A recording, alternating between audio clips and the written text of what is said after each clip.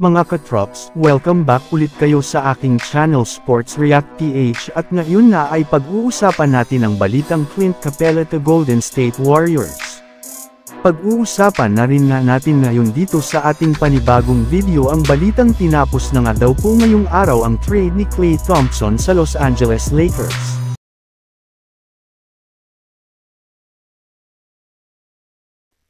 Base nga mga katrops, sa lumabas pa lang na balita ngayong araw, pagkatapos na daw po na e-trade ng Atlanta Hawks ang kanilang player na si John Collins ng nagdaang off-season ay isusunod na nga daw po nilang ipapamigay ang kanilang center na si Clint Capela.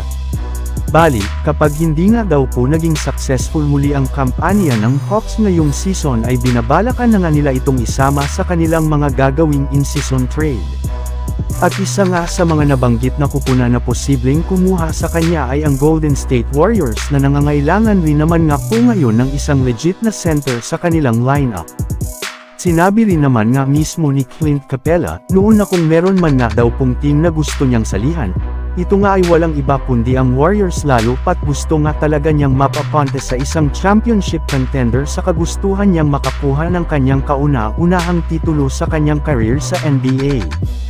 And speaking of Warriors, pupunta na nga tayo sa ating sunod na pag-uusap ngayon sa balitang tinapos na nga daw po ngayong araw ang trade ni Klay Thompson sa Los Angeles Lakers.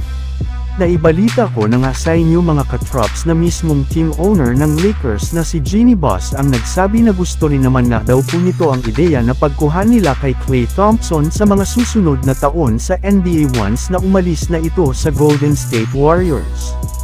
Pero katulad nga ng nabanggit ko noong nakaraang araw, hindi rin naman nga magiging madali para sa Lakers ang pagkuha nila kay Thompson sa isang trade gayong kakailanganin nga nila ditong isakripisyo ang kanilang mga players na sina Austin Reeves, RUI Hachimere, Jared Vanderbilt at 2 future first round pick.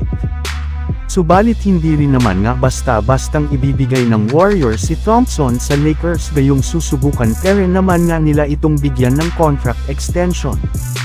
Bukod rin nga dyan ay balak rin naman nga nila siyang bigyan ng mas malaking pera sa darating na off-season since napakalaki rin naman nga iniiambag nito sa kanilang kupunan ng mga nagdaang taon sa NBA. Kaya impossible rin naman nga na bituin nila ito gayong kapag ginawa nga nila iyan ay magagalit sa kanila si Stephen Curry at ang kanilang buong franchise lalong-lalo na ang kanilang mga fans.